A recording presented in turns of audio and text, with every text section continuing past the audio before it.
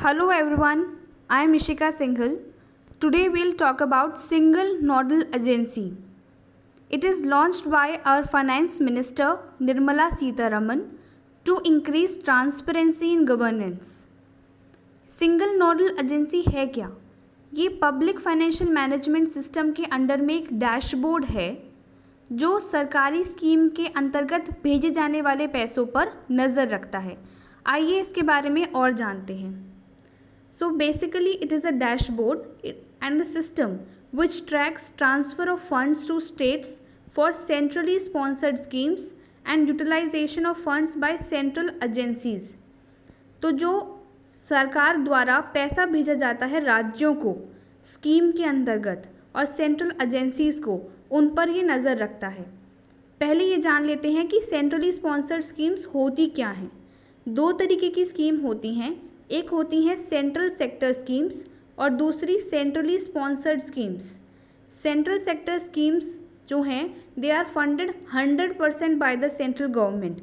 उनमें जो पूरा स्कीम का पैसा आता है वो केंद्रीय सरकार की तरफ से आता है. Example national social assistance programme जैसे ये स्कीम थी, उसमें वो 100% फंडेड बाय सेंटर थी. लेकिन जो सेंट्रली स्पॉन्सर्ड स्कीम्स होती हैं they are funded partly by central government and partly by the state government. Example हमारे पास है प्रधानमंत्री आवास योजना ग्रामीण, ऐसी प्रधानमंत्री ग्राम सड़क योजना. इन सब में क्या होता है कि कुछ पैसा आता है केंद्र सरकार की तरफ से और कुछ पैसा आता है राज्य सरकार की तरफ से. फॉर इंस्टेंस इन प्रधानमंत्री Awas Yojana Gramin the expenditure ratio of centre to states is 60:40. यानी फॉर एग्जाम्पल अगर स्कीम 10,000 करोड़ की है, just an example, these are not the exact figures, तो 60% देगी सेंटर और 40% देगी स्टेट. तो जो 60% फॉर एग्जाम्पल फंड जा रहा है स्टेट्स के पास, तो उस पर नज़र रखनी पड़ेगी सरकार को, और वो नज़र रखेगी, उस पैसे को ट्रैक करेगी, मॉनिटर करेगी सरकार थ्रू सिंगल नोडल एजेंसी. ऐसे ही सेंट्रल एजेंसीज़ को या इम्प्लीमेंटिंग बॉडीज़ को भी पैसा दिया जाता है स्कीम्स इम्प्लीमेंट करने के लिए. उन पर भी नज़र रखने में सिंगल नोडल एजेंसी सिस्टम हमारी हेल्प करेगा, यानी सरकार की हेल्प करेगा. तो इससे क्या होगा, ट्रांसपेरेंसी और अकाउंटेबिलिटी दोनों ही बढ़ेंगी. It will make governance more transparent. और सबसे बड़ी बात कि एक एक पैसा जो भेजा जाएगा उसकी सही कीमत उपयोग में लाई जाएगी. कैसे? By just in time money release. यानी जैसे जैसे स्कीम में पैसे की ज़रूरत पड़ेगी राज्यों को, वैसे वैसे पैसा रिलीज़ कर दिया जाएगा. फॉर एग्ज़ाम्पल क्या होता था कि एग्ज़ाम्पल अगर कोई स्कीम 10,000 करोड़ की है तो एक साथ पूरा पैसा राज्य सरकार को ना देने के बजाय स्टेज वाइज पैसा दिया जाए. ट्रांजैक्शंस को एक बार मॉनिटर किया जाए, देखा जाए कि क्या बेनिफिशियरीज तक पैसा सही में पहुंच रहा है, क्या पैसा सही में यूटिलाइज हो रहा है, और इसको देखते हुए टाइमली पैसा रिलीज़ किया जाए. उसके और क्या क्या फ़ायदे हैं वो हम आगे पढ़ेंगे. ये जो सिंगल नोडल एजेंसी डैशबोर्ड है ये पब्लिक फाइनेंशियल मैनेजमेंट सिस्टम का डैशबोर्ड है जो लॉन्च किया है सीतारामन जी ने ऑन आज़ादी का अमृत महोत्सव सेलिब्रेशंस. अब ये PFMS क्या है इसको भी हमें समझना पड़ेगा. तो ये पब्लिक फाइनेंशियल मैनेजमेंट सिस्टम एक ऑनलाइन पोर्टल है जिसका काम क्या होता है, जिसका काम होता है पेमेंट्स भिजवाना लोगों को अंडर वेरियस गवर्नमेंट स्कीम्स. जो भी गवर्नमेंट स्कीम्स के अंतर्गत पैसा भेजा जाता है लोगों को वो भेजा जाता है बाय PFMS. ये एक ऑनलाइन पोर्टल है जिसको मैनेज करते हैं कंट्रोलर जनरल ऑफ इंडिया. ये कंट्रोलर जनरल ऑफ इंडिया एक ऑफिस है मिनिस्ट्री ऑफ फाइनेंस के अंदर में. इसको कैग से कंफ्यूज ना करें. CAG is controller and auditor general, वो एक डिफरेंट ऑफिस है. PFMS का काम क्या होता है कि providing payments to beneficiaries of various government schemes, यानी सरकार जो पैसा भेजती है उसको लोगों तक पहुंचाना. लेकिन एक और बात समझने की है कि ये डायरेक्टली लोगों तक पैसा नहीं पहुंचाता है, बल्कि ये पहुंचाता है थ्रू द स्टेट्स. कैसे? जैसे सेंटर ने पैसा रिलीज़ किया वो जाएगा स्टेट्स के पास या फिर इम्प्लीमेंटिंग बॉडीज़ के पास, और फिर राज्य जो है वो पैसा लोगों तक भेजेंगे। तो ये जो देखने का काम है ये PFMS यहाँ पे मॉनिटर कर रहा है ट्रांजैक्शंस को, लेकिन डायरेक्टली सेंटर टू पीपल जो है PFMS नहीं करता है, बल्कि पहले सेंटर से पैसा जाता है स्टेट्स को और स्टेट्स से फिर जाता है लोगों तक। I hope it is clear to you. एक और चीज़ यहाँ पे देखते हैं एग्जाम्पल में, direct benefit transfer. Direct benefit transfer में क्या होता है कि जैसे गवर्नमेंट के अकाउंट से पैसे डायरेक्ट जा रहे हैं लोगों के अकाउंट तक without the need of a middleman.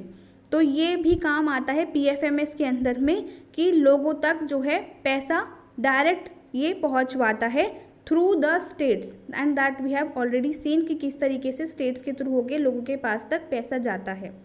इसका एक और काम है, it works with the core banking system of banks to provide real time reporting of banking transactions. तो जो भी रियल टाइम ट्रांजैक्शंस हो रही हैं बैंक्स के अंदर में उसको ये रिपोर्ट करता है। ये PFMS की साइट है under controller general of accounts, और इसमें ट्रांजैक्शंस दिखाए गए हैं कि इतने करोड़ के ट्रांजैक्शंस हुए हैं, ये फाइनेंशियल ईयर 2019-20 में ट्रांजैक्शंस हुए हैं। तो इस सब को दिखाने से क्या होता है कि अकाउंटेबिलिटी बढ़ती है, कि मॉनिटरिंग हो रही है कि कितना ट्रांजैक्शन हो रहा है, लोगों तक कितना पैसा सही में पहुंच पा रहा है। तो ये सिंगल नोडल एजेंसी इसी के अंडर में है, to increase again transparency and accountability. So SNE provides information about what the state has spent and center releases the money only when it sees it getting utilized. तो single nodal agency हमें ये बताती है सारी information कि किस तरह जो है स्टेट्स ने पैसा खर्च किया है, कहाँ पे पैसा खर्च किया है। अगर उन्होंने सही से खर्च किया है तो सेंटर और पैसा रिलीज़ करके दे देंगे। फॉर एग्जांपल अगर स्कीम 10,000 करोड़ की है तो वो 10,000 करोड़ एक साथ ना दे के स्टेज वाइज देना है। अगर जैसे जैसे नीड बढ़ेगी वैसे वैसे वो स्कीम का पैसा आता रहेगा स्टेट के पास। तो ये सिंगल नोडल एजेंसी उसमें हमारी हेल्प करेगा। साथ ही एक और है सिस्टम फॉर कैश मैनेजमेंट जिसका नाम है ट्रेजरी सिंगल अकाउंट सिस्टम। ये ऑटोनॉमस बॉडीज़ के लिए है, जैसे Indian council of agricultural research. ये भी सारा सिंगल नोडल एजेंसी की तरह ही एक सिस्टम है जो मॉनिटर करेगा, ट्रैक करेगा जो भी फंड्स आए हैं सरकार की तरफ से।